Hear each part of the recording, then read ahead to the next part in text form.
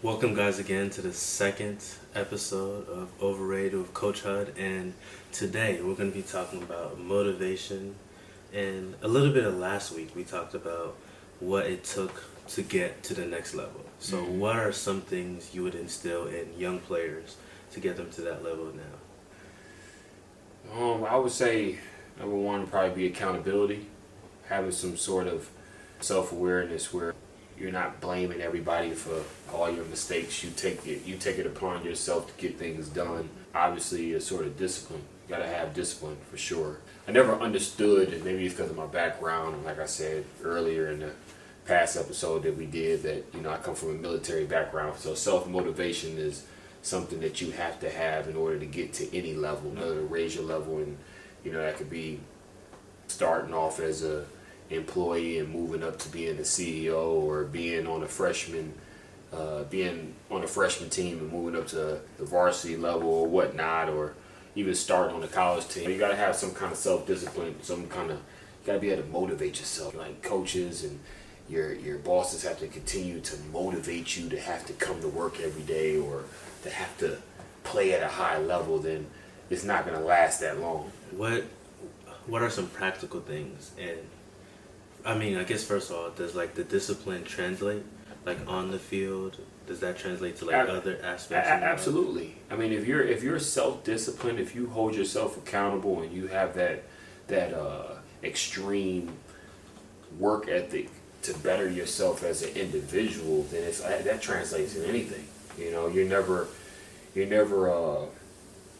complacent. You're never content with what you're doing. Like, you're always trying to be better at whatever you do. That's always going to translate. It doesn't even have to be sports. It could be anything in life in general.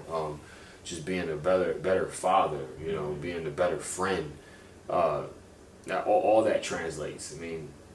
That's it boils down to one big thing, and that's your character. Your character should have those key principles in it in order to be great at anything that you do. So if someone's in elementary school or middle school, what's one routine that they could do that could start building that discipline? When you're in elementary, you're a kid. You're a sponge. That's when learning is very, very key at a young age. I always say it was always an incredible feeling to coach young kids, because whatever you tell them, they actually do. You could be telling them something wrong, but those kids are going to try to impress you as a coach and do exactly what you're saying. So it's important as us as mentors to be teaching the kids, your generation coming up, the right things. If we instill those key principles inside these kids, then they'll grow up and have that fundamental background to fall back on. You know what I mean? So as a kid in elementary, you only know what you're taught, if that makes any sense. Yeah. It's important for us as mentors and parents to lead these kids in the right direction, because they have no clue. They're coming up and they're learning as they go. You know what I mean? They're very curious individuals. You know what I mean? So it's important for us to let them go, but then actually kind of like, let them make mistakes as they're going, and then teach them and show them why. Listen, hey, that was the wrong way to go. You should try it this way, that way. But then sometimes within that process, as they're going, they realize what not to do and what to do. You know what I'm saying? Instead of us always having to sugarcoat it. I wouldn't say sugarcoat it, coddle them. You know what I mean? Baby them. And that's what happens now. We baby these kids too much. Gotta let them go. Let them go outside and go play. Let them go out there and scrape their knees and fall off a bike, and let them make those mistakes. Let them make the mistakes as they go on. You know what I mean? And then they'll come back in and they'll ask you, "Hey, Mom, this is what happened," or you might, or Dad, this is what happened, and you may see that you don't even have to ask them. They'll just come in and tell you, because it'll be the expressions on their face would tell it all, or they may have a cut on their arm or blah blah blah. And you ask them, like, what just happened to you? They give you a whole little spiel, and then you could tell them, don't do this, try it this way, or do it this way, or you should have made that left turn or there, or right turn. And then you can give them your experiences as when you were a kid to help them navigate through whatever they're trying to get through. You know what I'm saying? Yeah. So the discipline, let's say you're a little bit older and it's not there at all. You're in trouble. So as a parent, If you're old, Yeah. if you're older, if you if you get to that age where you're a teen and that discipline is not there, you might be in trouble a little bit. And you see it a lot now.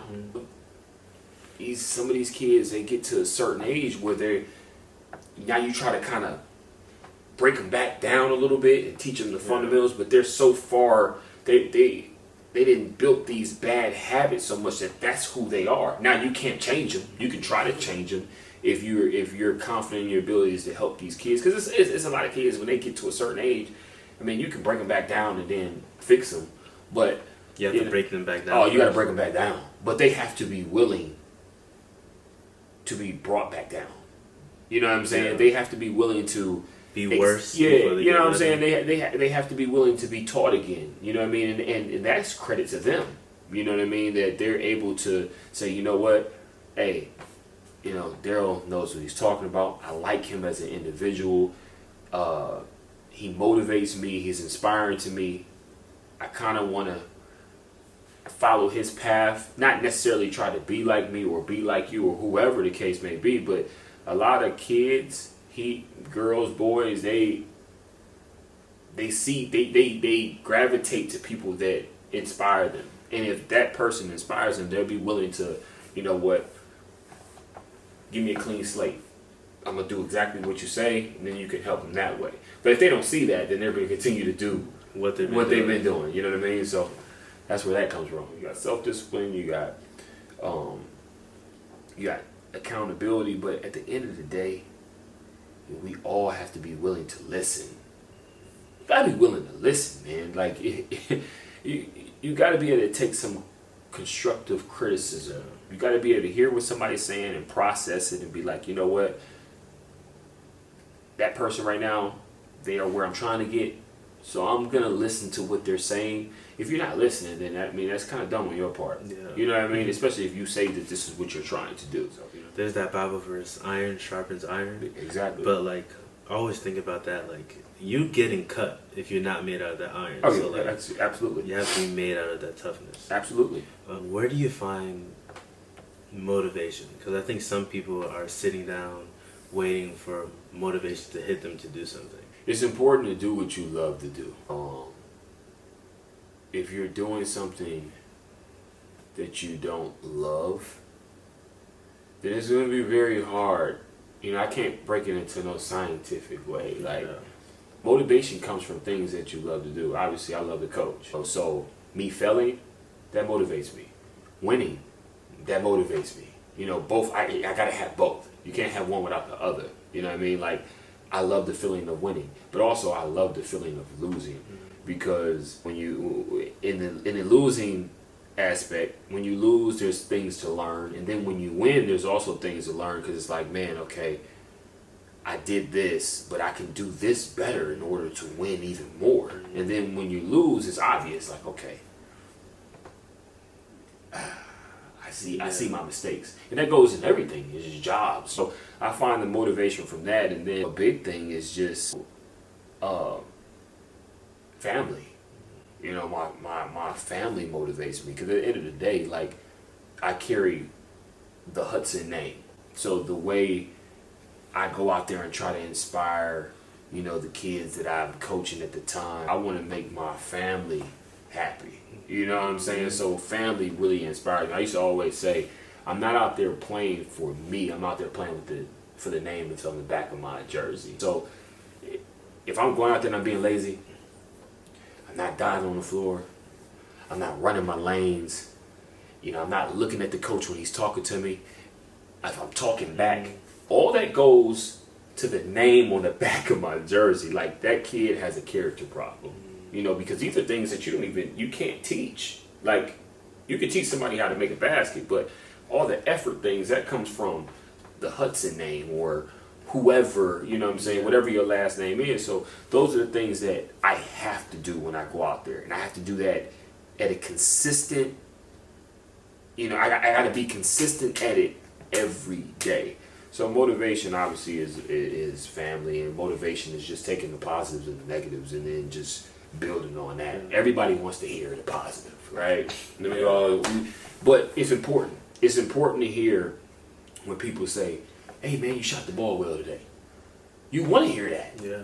Because if somebody tells me I shot the ball well, I'll be damn, I better come out the next night and shoot the ball well. That's motivating to me. But then if somebody tells me, man, you shot terrible today, well, that's going to motivate me to go to the gym and, get some shots up. So you got to have both. You can't have one without the other. That reminds me of game theory. There's like this thing when someone's building a video game, you have to have like some kind of benefit, but it also can't be too easy. So it has to be like win and fail balance. Well, that's the problem with just.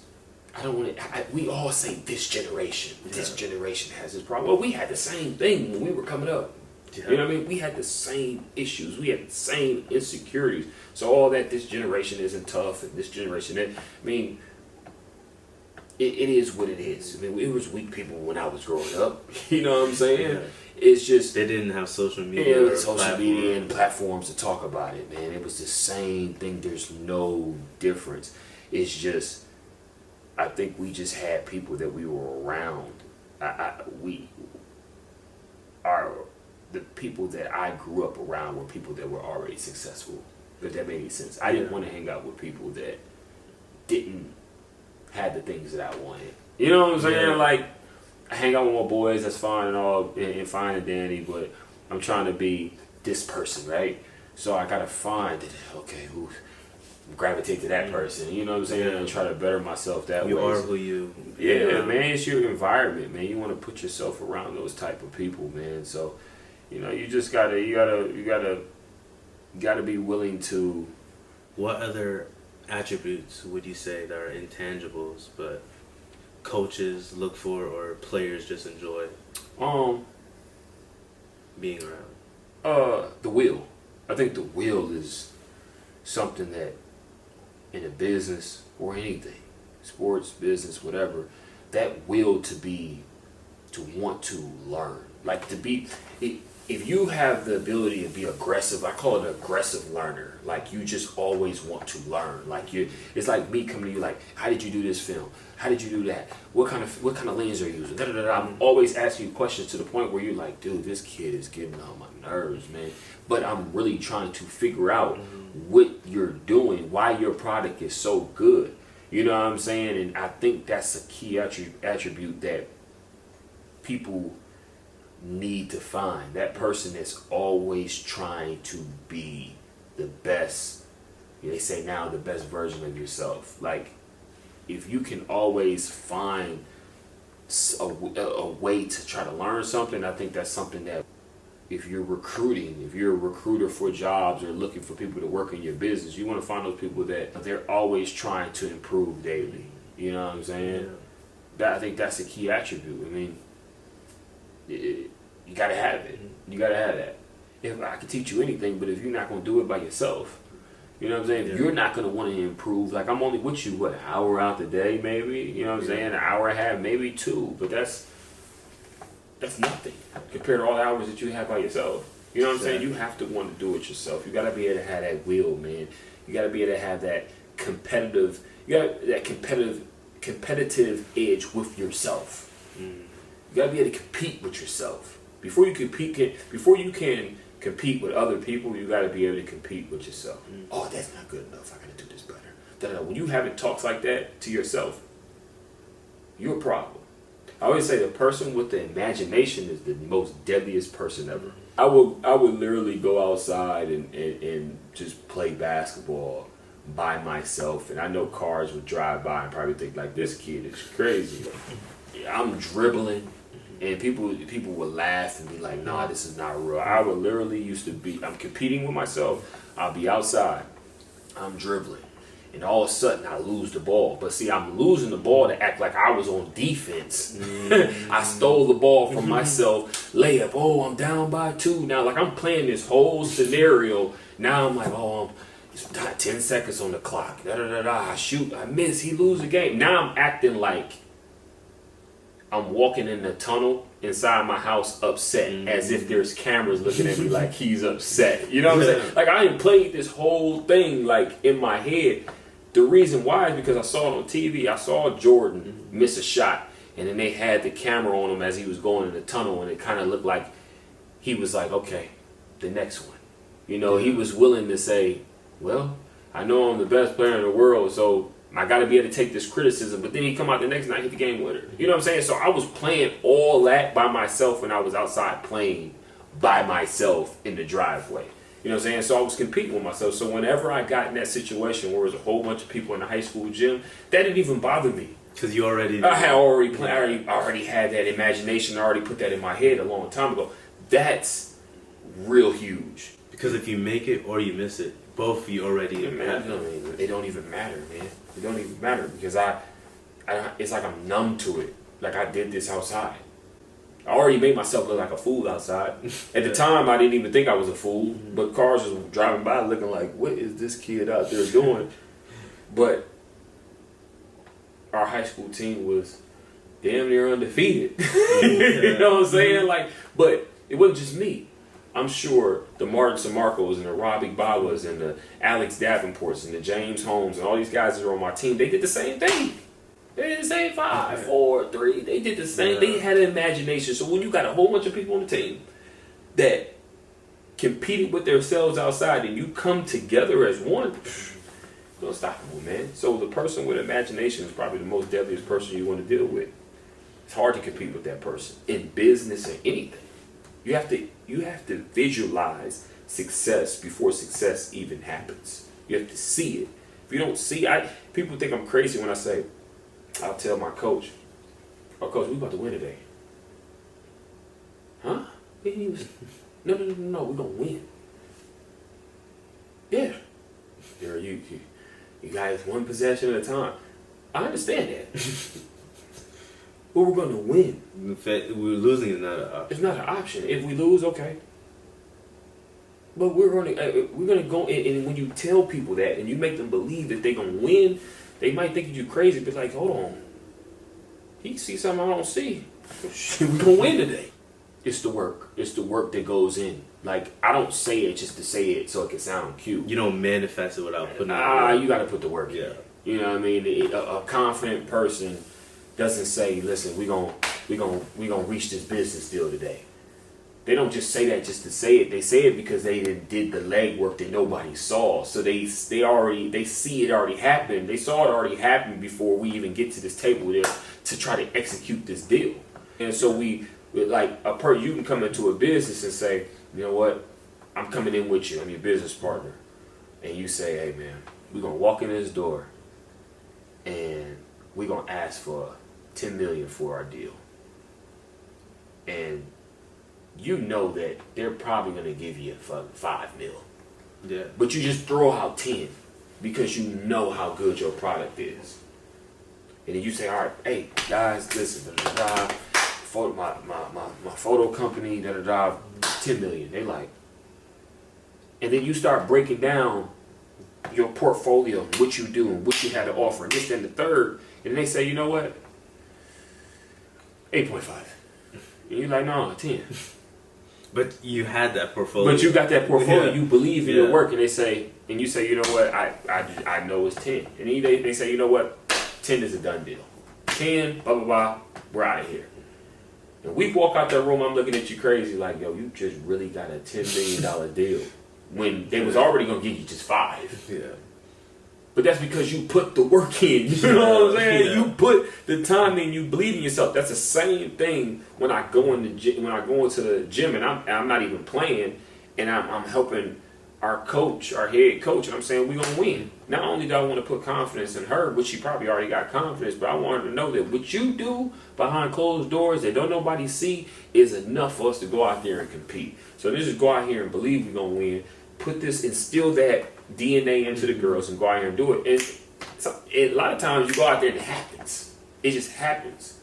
You know what I mean? Hard work is undefeated, man. You don't know everything. So when you do that first, if you go in there with an open mind, then you'll be better off. But if you go in there thinking that you know every doggone thing, and then you go out there, in whatever field you're in, you probably will fail. You're going to fail. Because you're too cocky, your ego is too, you're arrogant, you're too, you know what I'm saying, you're on your high horse. you're never gonna know everything. I don't know everything at all. Like I call coaches and all that all the time. You know, I'm always trying to better myself. You know what I'm saying? Like that's vital, man. I'm with coaches that know more than me. I shut up and I learn. And when they ask me for my opinion, I give them my opinion confidently. You know what I mean? If you don't like it, you don't like it, but you got to be accepted. No. Yeah. You know what I'm saying? People bask in their success too much. Like when they get successful, it's like a person that has a goal of being happy. I'm gonna make $1 million. They make $1 million, they don't even strive to make another million or more. They got complacent, like we said in the beginning. They got comfortable. You know what I'm saying? So anybody that get a little big success, their head get big. You know what I'm saying? And they just stop working. You know what I mean? You can't stop working in anything. You can't get comfortable. You gotta be going forward. You gotta be going forward. You reach success, enjoy it for that time being. You won, you made whatever you need to make, enjoy that day. You deserve it. But tomorrow, that's in the past. It's in the past. Yeah. It's time to move forward. Right? I was at University of Michigan Dearborn, NAIA. My first year there, we won a conference championship. The first time in school history. I was a volunteer assistant coach. Didn't make no money, but I put in work as if I was making a salary. We won the first ever conference championship and then went to the national championship to go play all these teams and whatnot. But I remember when we won that conference championship and we got our trophies, I was happy for all of like an hour.